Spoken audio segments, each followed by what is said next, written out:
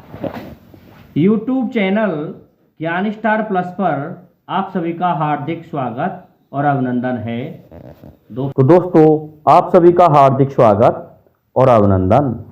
दोस्तों आज हम आपको बताएंगे कि बनाफलों की उत्पत्ति किस प्रकार से हुई थी, बनाफल कौन थे और इनकी उत्पत्ति ये कहाँ से पैदा हुए थे।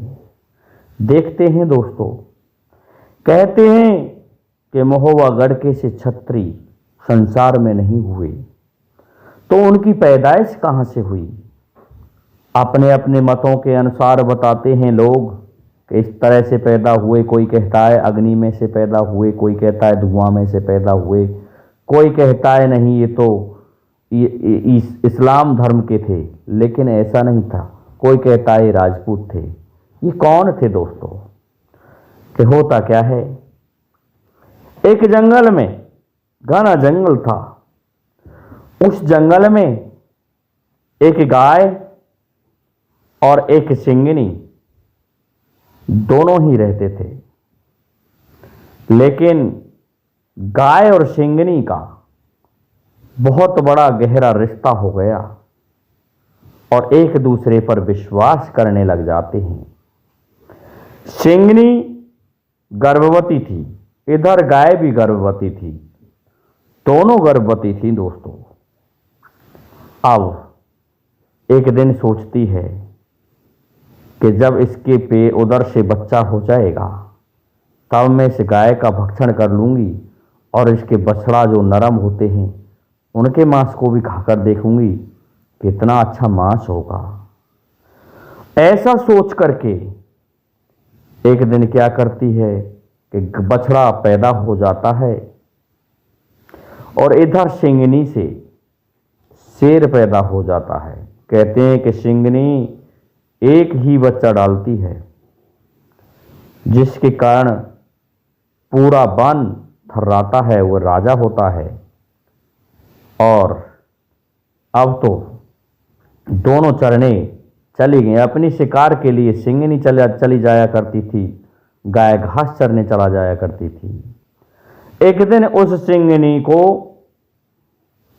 कोई भी शिकार नहीं मिली।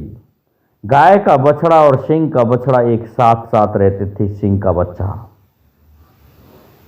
होता क्या है, उस गाय को वह सिंगनी मार करके खा जाती है।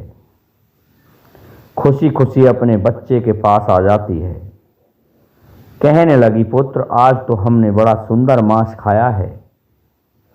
लेकिन बच्चा कहने लगा माँ हमारे इस भाई की माँ क्यों नहीं आई। अरे के पुत्र किसको भाई कह रहे हो? कि ये जो बछड़ा है गाय का, इसके लिए, कि ये तो हमारा भोजन है, तुम इसको भाई मान रहे हो। कहने लगा माँ ये मेरा भाई है, तू सच सच बता इसकी माँ कहाँ है। दोस्तों वो दूध पिलाना चाह रही थी सिंगनी, जो कि दूध के कारण उसके स्तन फटे जा रहे थे, लेकिन सिंह ने अपना मुंह फेर लिया। कहने लगा कि माँ मैं तब तक नहीं पीऊंगा दूध जब तक तू नहीं बता देगी कि इस पूत की माँ कहाँ है। अब तो दोस्तों सिंगनी अचंभित हो गई, नहीं पिया दूध। परेशान सिंगनी जब नहीं आई तो कहने लगा सच सच बता माँ इसकी माँ कहाँ है। कि पुत्र मुझे नहीं पता था तक कि तू ऐसा है, मैं क्या करूं, मेरे लिए कोई शिकार नहीं मिली, इस कारण से इसकी माँ को मैं ही खा गई। कहने लगा कि तूने बहुत अपराध किया है, इसलिए आज से मैं तेरे साथ नहीं रहूंगा, तू अकेली रहे, भक्षण कर तूने हिंदू धर्म का नाश कर दिया है। अरे सिंह भला कब गायों को खा सकते हैं, इतना तो धर्म निभाना था। दूसरे ये मेरे भाई इस बछड़े की मां थी, तू धोखेबाज है और धोखा परस्त लोगों से मैं नफरत करता हूं, इसलिए मैं तेरे साथ नहीं रह सकता। इस बात को सुनकर के सिंहनी चुप हो जाती है कि ये नहीं मानेगा। दोस्तों, सिंह उस बछड़े को लेकर के अन्यत्र दूसरे स्थान पर चला जाता है और कहने लगा, मित्र ऐसा है, मैं तेरे गले में ये एक घंटी बांध रहा हूं, यदि तेरे पर कोई संकट पड़े तो तू ऐसा करना, ये घंटी बजा देना और मैं आ जाऊंगा। दोस्तों, बड़ी अचंभित बात थी।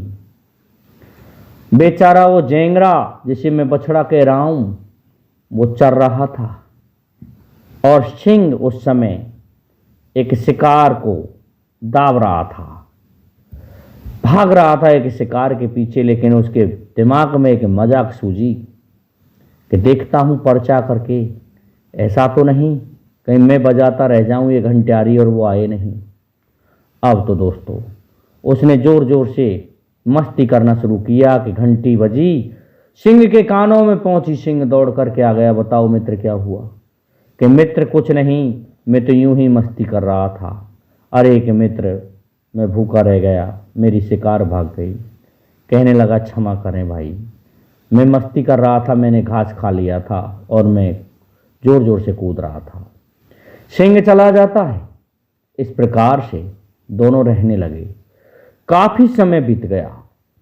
होता क्या है, एक दिन सिंह फिर से गया हुआ था कि उसी समय जिन्हें हम चीता कहते हैं, वो बाघ कहते हैं, वो बाघ आ गए और आकर के देखा सुंदर बछड़े को। कहने लगे कि हम इसका मांस खाएंगे। अब दोस्तों उनसे भी वो बच गया। लेकिन क्या होता है, अचानक एक बारात जो कि मुस्लिम लोग थे उनकी जा रही थी। मुस्लिम लोगों ने दोपहरी में अपने डेरा को वहीं डाल दिया और डाल करके कहने लगे कि भूख लगी हुई है। अरे कि भाई, हम तो आटा दाल सभी चीज़ लेके चलते हैं, यहीं रोटियां बनाएंगे, यहीं सेकेंगे, परंतु सब्जी किस बात की हो, किस चीज़ की बने, किस वस्तु की बने। उन्हें वह बछड़ा दिखाई दिया। उस बछड़े को दोस्तों 5-7 मुस्लिमों ने घेर लिया इधर उधर से। वो बेचारा भागने लगा। सिंह सोच रहा था कि वैसे ही मस्ती कर रहा होगा, लेकिन मुस्लिमों को उस बछड़े का मांस पसंद आ गया। इस कारण से उन्होंने पकड़ के और उसको जो भी वो किया करते हैं उसकी सब्जी बना डाली दोस्तों, और एक परछे में उस सब्जी को बनाया। उसी समय कुछ समय पश्चात जब उनकी वो सब्जी बनने को थी कि उसी समय वहां पर सिंह आ जाता है, अपने मित्र को देखता है कि मित्र कहाँ है, या तो आदमी, यहां तो इंसान दिखाई दे रहे हैं दाढ़ी वाले, ये कौन हो सकते हैं। देखा कि ये तो कोई इस्लाम धर्म से संबंधित हैं और हमारे मित्र का मांस यही खाना चाहते हैं। इन लोगों ने देखा वहां बार और खाल मिल जाते हैं। सिंह को क्रोध आता है। क्रोध के कारण बारात पर टूट पड़ता है सिंह, और जोरदारी से सिंह जब टूटने लगा, आक्रमण कर दिया सिंह ने, तो बारात भागने लगी उधर उधर को। आज तलवारों के सामने भी सिंह नहीं रुक रहा था। उसने देखा कि ये दूल्हा है, क्यों ना इनके दूल्हा को मार दूं, जिससे इनको पता पड़े इन्होंने मेरे भाई को मार दिया है। दोस्तों सिंह उठा लाता है उस दूल्हा को, उठा के उस परछे में डाल देता है जिसमें गाय के उस बछड़े का मांस पक रहा था। दूल्हा भी उसी में मर जाता है। अब तो दोस्तों बारात भाग गई कि दूल्हा मार दिया, तो विवाह किसके साथ होगा। मुस्लिमों में दोस्तों जो विवाह की रीति रिवाज है, लेकिन दूल्हा समाप्त कर दिया सिंह ने, परछे को उल्टा कर दिया, उसी में दूल्हा समाप्त। बछड़ा तो उन लोगों ने समाप्त करके सब्जी बना ही रहे थे। इस प्रकार से सिंह भी बेचारा क्या करता है, उसकी याद में उसी परछे में कूद पड़ता है और उन्हीं के साथ में वो सिंह भी मर जाता है। देखिए विडंबना दोस्तों, विधि का विधान देखिए कि उसी परछे में अपने मित्र, अपने भाई, गाय के पुत्र बछड़े के साथ सिंह कूद गया, दूल्हा को भी उसी में डाल दिया। मर जाते हैं तीनों। कुछ एक समय बीत गया और जब काफी समय बीत गया तो उस स्थान पर एक बहुत सुंदर, अच्छा जिसे वृक्ष कहते हैं, एक पेड़ जिसे पीपल का कह सकते हैं, चंदन का कह सकते हैं, एक चंदन का वृक्ष खड़ा हो गया। और इतना विशाल का है दोस्तों, कहने को तो कुछ ऐसा भी कहते हैं कि पीपल का था, बड़का था, लेकिन चंदन का वृक्ष खड़ा हो गया। चंदन का वृक्ष काफी बड़ा हो गया। अब उस चंदन के वृक्ष को महाराज परमार जाते हैं।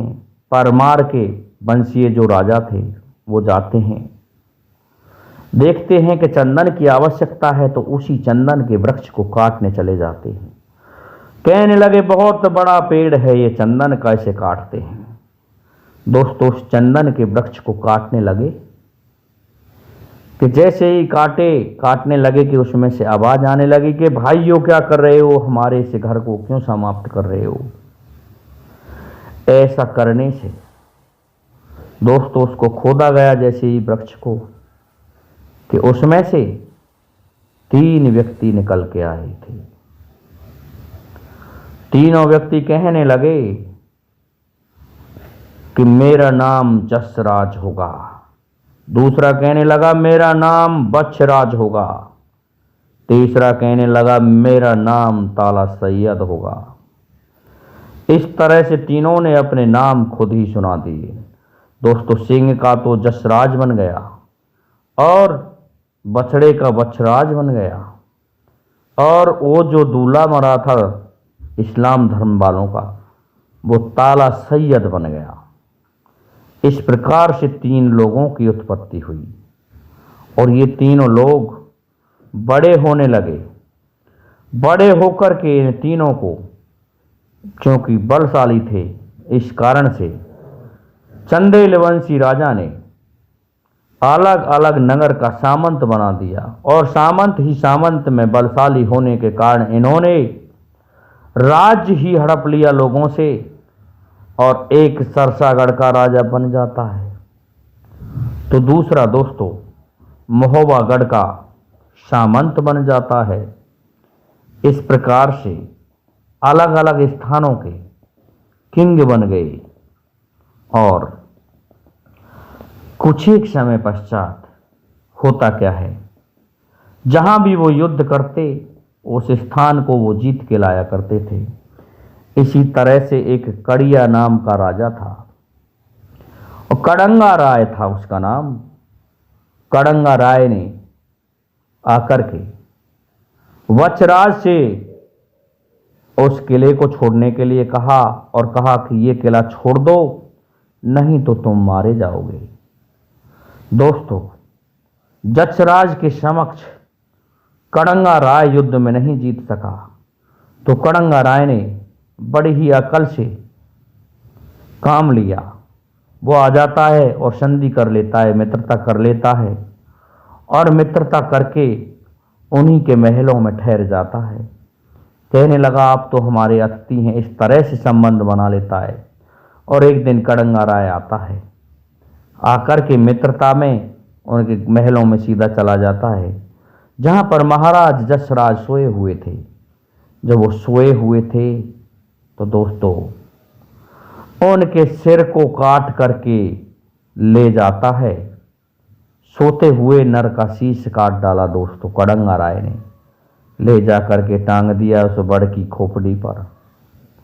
दोस्तों उदल का पिता था और आला उदल दोनों का पिता था जसराज, और सरसागढ़ का राज दिया था बच्छराज को।